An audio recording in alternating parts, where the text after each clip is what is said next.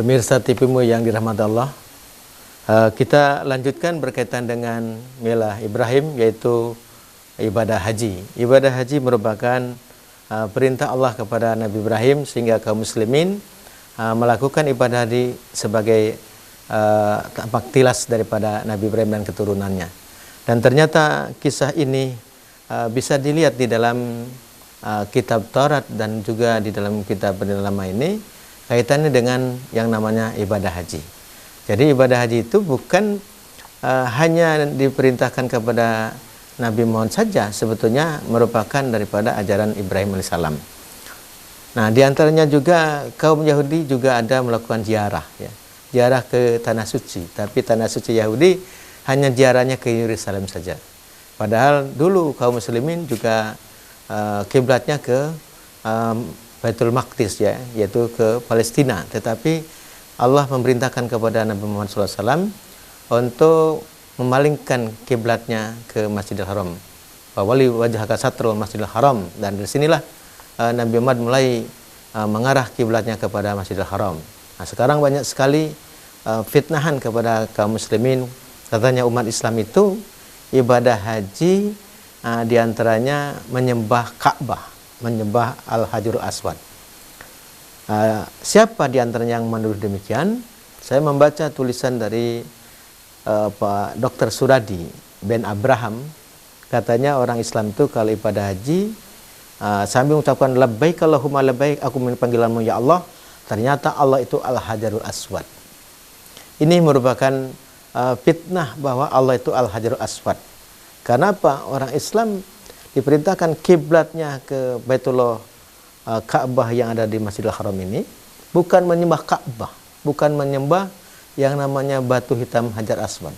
Karena dulu kaum muslimin kiblatnya adalah ke Baitul Maqdis, ya, ke Palestina sana.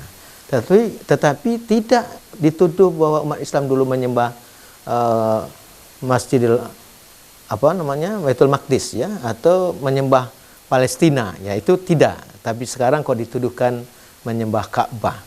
Nah, ini padahal di dalam Alkitab sendiri ada yang kaitan dengan sumur Zam-Zam antara Bukit Kades dan Bered. Nah, dalam Islam Bukit Kades dan Bered itulah yaitu Bukit Sofa dan Marwah, yang juga disebutkan di tempat gurun ini, di mana di situ ada Hagar dan Ismail menemukan air, yaitu sumur yang dikenal dengan dalam Islam sumur Zam-Zam. Nah, di sini disebut sumur Lahairoi. Itulah sumur Lahairoi, itu adalah sumur Zam-Zam.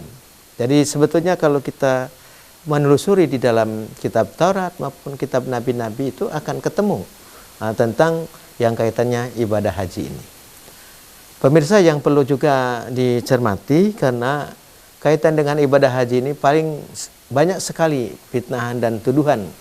Termasuk diantaranya Saudara Amos menerbitkan buku judulnya Upacara Ibadah Haji. Ibadah haji itu katanya ibadah menyembah berhala. Di halaman 35, ibadah haji adalah ibadah menyembah berhala. Nah, ini merupakan fitnah yang dilakukan oleh Saudara Amos lewat buku Upacara Ibadah Haji.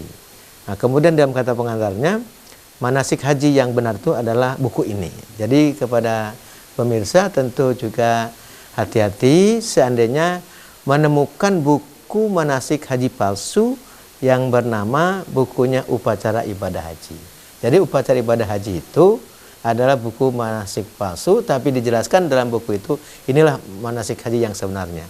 Karena ibadah haji bukan upacara, ya, seperti anak sekolah upacara di sekolah, tapi ibadah haji merupakan perintah Allah untuk melaksanakan ibadah, ya. Jadi bukan upacara seperti upacara bendera gitu, ya. Nah, ini diantaranya yang berkaitan dengan milah Ibrahim, yaitu adalah ibadah haji.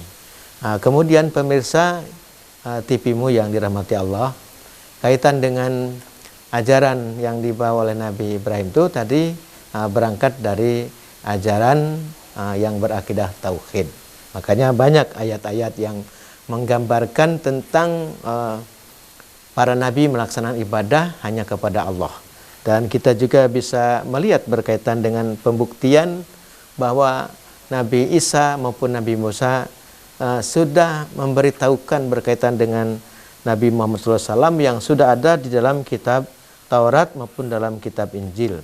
Nah, kita akan mencoba untuk membuktikan apakah ada Nabi Muhammad itu dijelaskan di dalam kitab Taurat maupun dalam kitab Injil.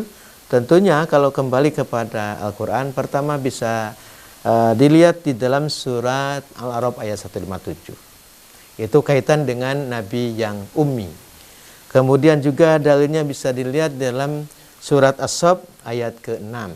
Ini Nabi Isa secara khusus juga mewasiatkan atau memesankan bahwa setelahnya ini akan datang Rasul, yaitu Rasul Muhammad SAW. Sehingga jelas sekali di antara para nabi itu memberitahukan berkaitan akan datangnya Nabi Muhammad SAW. Nah, yang pertama bisa dilihat pembuktiannya, yaitu bahwa Nabi Ibrahim berdoa kepada Allah, ada dalam kitab Kejadian pasal 17 ini, dan Ibrahim berkata kepada Allah, "Ya Allah, biarlah kiranya Ismail sajalah yang diperkenankan hidup di hadapan-Mu." Kemudian juga dijelaskan bahwa akan ada keturunan dari Bani Kedar. Siapa Bani Kedar? Itulah bangsa Quraisy. Siapa bangsa Quraisy yang dijanjikan? Itulah Nabi Muhammad SAW. Jadi pertama tadi dalilnya dalam surat Al-A'raf ayat 157, yaitu orang-orang yang mengikuti Rasul Nabi yang ummi, yang namanya mereka tertulis di dalam Taurat dan Injil, yang ada di sisi mereka, yang menyuruh mereka mengerjakan yang ma'ruf dan melarang mereka dari mengerjakan yang mungkar. Jadi jelas di dalam surat Al-A'raf ayat 157 itu bahwa Nabi Muhammad itu disebut Nabi yang ummi, tertuang di dalam kitab Taurat dan dalam kitab Injil. Siapa Nabi yang ummi? Apa ini maksud Nabi yang ummi?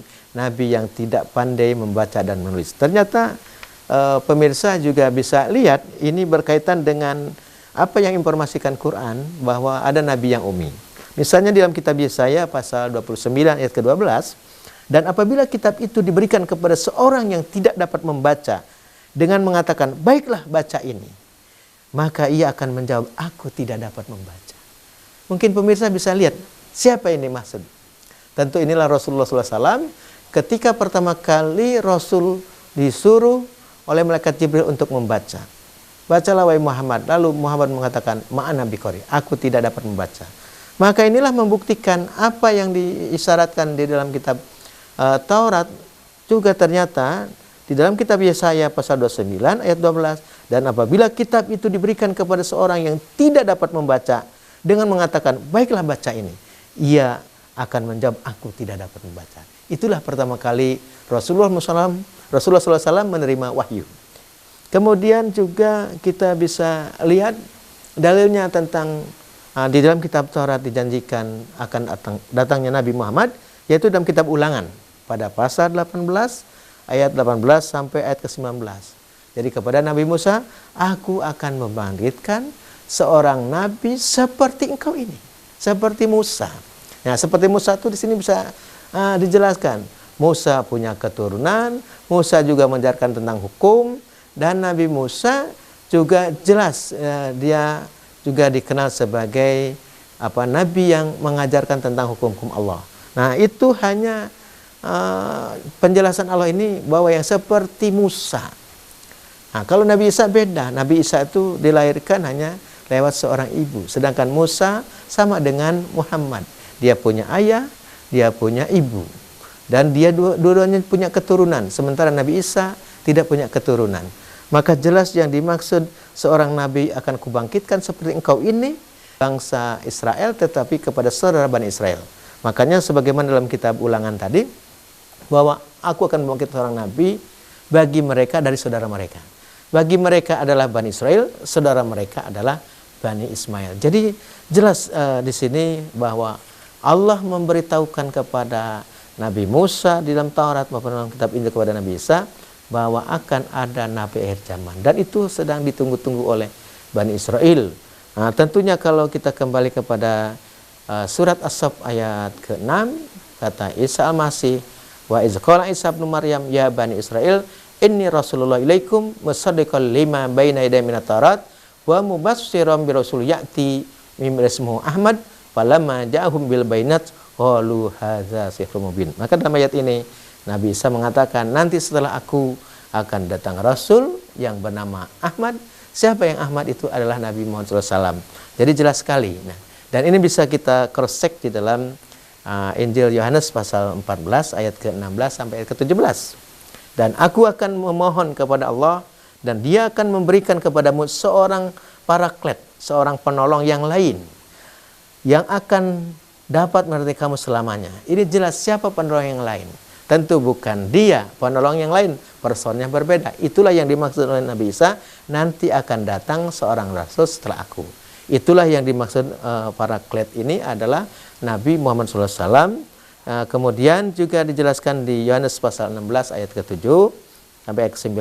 Tetapi aku mengatakan ini yang benar kepadamu, bahwa berfaedahlah bagi kamu jikalau aku ini pergi, karena jikalau aku tidak pergi, Dia tidak akan datang. Itulah kedatangan Nabi Muhammad SAW sudah dimuatkan di dalam kitab Taurat maupun dalam kitab Injil, sehingga mestinya kaum Yahudi maupun kaum Nasara harusnya meyakini Muhammad sebagai Rasul terakhir, sebagaimana dijelaskan oleh Allah di dalam surat Al-Ahzab, ya, surat 33 ayat ke-40, Muhammad itu penutup Nabi dan Rasul.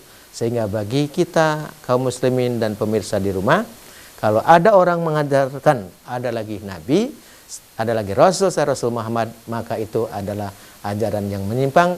Wajib kita menolaknya apabila ada orang yang mengaku jadi Nabi. Barangkali ini yang berkaitan dengan Millah Ibrahim, yaitu dari ibadah haji.